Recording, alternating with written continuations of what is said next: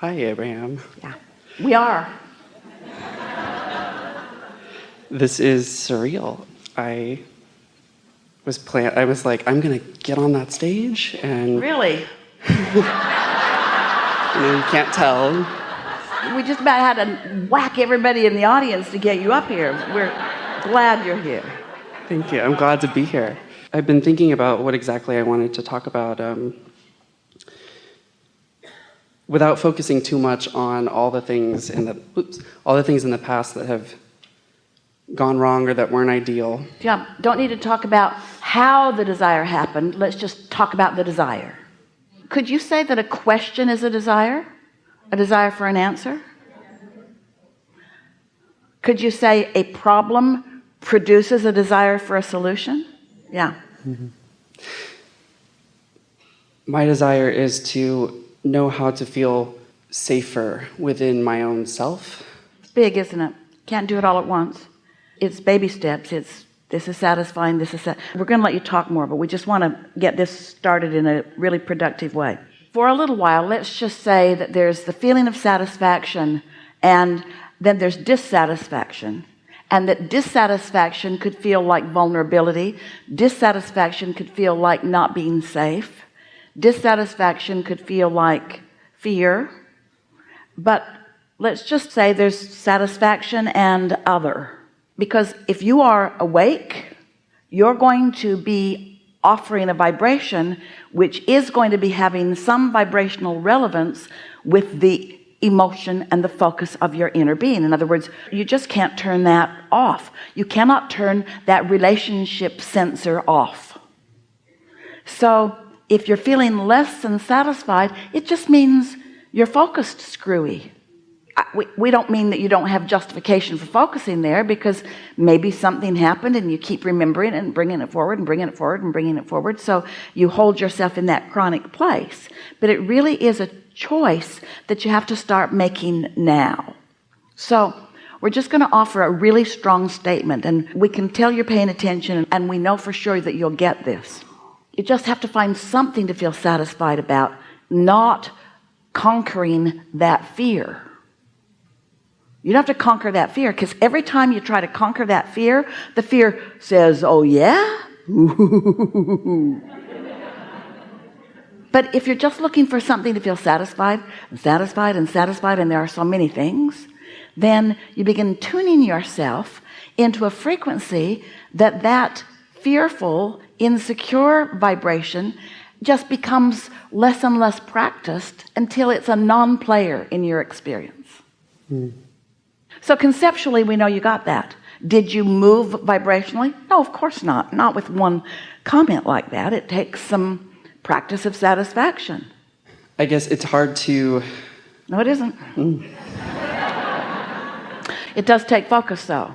It's not just hard to work against law of attraction. It's impossible. It's really hard to offer a vibration and not feel the result of the vibration I'm offering. Yeah, that's true. It's hard to offer a vibration that is opposite of what my inner being feels and not feel negative emotion. Yeah, it's not just hard, it's impossible. You've got to redirect your focus, and you can't do it all at once. Start with things that are easier. If you practice feeling satisfaction about things that are easy for you to feel satisfaction about, then satisfaction becomes just the way you lean. And after a little while, even those things that you felt strong dissatisfaction about will just sort of dissipate. They will become a non-player in your vibrational balance. Just for fun, picture a whiteboard, a light board, about the size of your bed. And let's draw a line right down the middle of it, and let's call that the satisfaction line. So here's all these little LED lights over here on the good feeling side of satisfaction, and here's all these LED lights on the other side, and let's call that dissatisfaction. So over here in dissatisfaction are subjects that you're afraid of, subjects that you remember that you felt victimized, subjects where you felt disadvantaged, subjects where you felt misunderstood. And over here are subjects where you felt praised and where you praised, where you felt clear and were clear, things where you felt invincible, things where you felt disadvantaged. So you got a picture of this light board. So now you're moving through your day, and you are where you are, and that's okay. And let's say you weren't really tuned up by this conversation, and so you're just having a normal knee-jerk response to life day, and you turn on the television and half the lights on the board light up. In other words, there's so much to feel dissatisfied about if you focus there. So let's say you practice some of those thoughts, and then you go to lunch with somebody and you practice some more. That board is just so active and so ready to light up. In other words, it's just practiced, and the more you practiced, it's like a really bright half of the bed.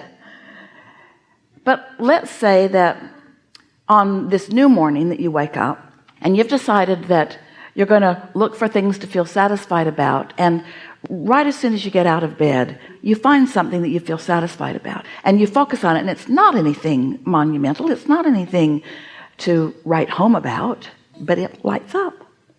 And now you've got your day off on a different foot. And now, because of the cooperative component nature of that lighted light, other satisfying thoughts like that one begin to sort of flicker a little bit. And if you're in the receiving mode, you begin receiving impulses about those. You see how it works? So got to catch it early, because once it gets going, it's hard. You're right. But if you start the day off that way, it gets easier and easier until you'll find yourself with this good feeling side of the bed light board imagined thing just bright all the time. And it's a rare time that something displeasing comes back in. Something could have happened 20 years ago, and if you haven't activated it, it's dissipated so much it's not a player in your vibration at all. But most people don't do it that way. Most people remember it. They talked about it 20 years ago and 19 years ago and 18 years ago, and it's a big player in your repertoire of what you offer around the entertainment in the nail salon. I was recently kind of abandoned by my mom, and Good. yes, it is good. Really, It is good. mothers are overrated because they think they're smarter than you, and they think that they get to live your life for you, and they think that they should get to make all the decisions for you. And so mothers are a lot to overcome. Yes. And How you doing out there, Mom? Well, if you're a mother, you don't agree with us, but if you remember your mother, you know exactly what we're talking about. yes. Without getting too into it. You're going to, though, aren't you? Yeah. Well, because it comes to a bigger question. Yeah, but you see what you're doing? You're doing what almost everybody does. You're in this place where you feel this dissatisfaction, and we get it. And you want to explain why you feel it, because you really don't want it. So it feels like you should explain it to justify it. But explaining it only holds you there longer, and you're really not wanting to keep that vibration active. You don't want to keep bringing it forward into your now, into your now, into your now. It's more irrelevant than you are right now understanding. Anytime you're not standing in a place where you know at deep levels you want to be, there is a desire within you to explain why you're there. We call it justifying or rationalization, and mostly it's trying to bring other people down to speed with where you are.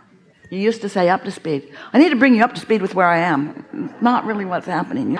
You're bringing me down to speed with where you are because you want me to relate to you.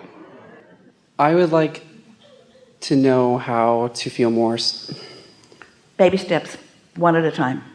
purpose, just life purpose. Well, you see, first you got to find relief, then you find satisfaction, and then life purpose starts showing up. So just allowing. Yep. And you're not off track, you're on track. The contrast has put all kinds of purpose in your vortex. You just got to get in the vicinity of it a little bit more and let it start lighting up a little more. We'll give you an example. So a few months ago, Esther was in Del Mar, and she had been meditating. We'd really been talking about the value of getting into the receiving mode every day. And she has done a lot of meditating through the years, but she wasn't meditating every single day. So she decided that she was going to take that 15 or 20 minutes and quiet her mind and focus on some sound and allow her vibration to rise. So she'd been doing that for 2 or 3 weeks, steadily every day. So what she began to notice is she could feel her detachment and she could feel her vibration rising. And then quite often, just as she was coming out of meditation, right before the timer would go off, something would occur to her. Some really good idea would occur to her. Not anything important, just a good idea. So one morning, the good idea was, learn the sound system in this house that's been there for 10 years that you don't understand. She thought, ooh, that sounds fun. So she got the contraptions that went with the system, and it's a combination between what's happening on the television screen and what's happening with her remote. And she just started fiddling with it, and it started making sense to her because she was in the receiving mode, and somebody, Jerry, knew how it worked. So she was in the receiving mode, pushing buttons, and suddenly everything was making sense to her. So she discovered all this variety of music, and then she discovered that she could send it to all the zones in the land. To the porch, to that room, upstairs, downstairs, over there, out there, patio, everywhere. She could adjust the volume. She had complete control of her musical destiny. And she was having such a good time. And then she started going through the music genres, and she listened to that, and she listened to that, and she listened to that, and then she found rap. Rap. Ooh, who knew? And then she listened a little longer, and she liked it. So she listened more, she left it on quite a while. Then she was done. She went on with her day doing other things. The very next day, she sat to meditate again. And as she came out of meditation, another really good feeling idea came to her. I think I will move all the furniture in the house around. Which was illogical when you think about it, because every piece of furniture had been specifically purchased to sit in that perfect place. But suddenly, it all looked like it should be somewhere else.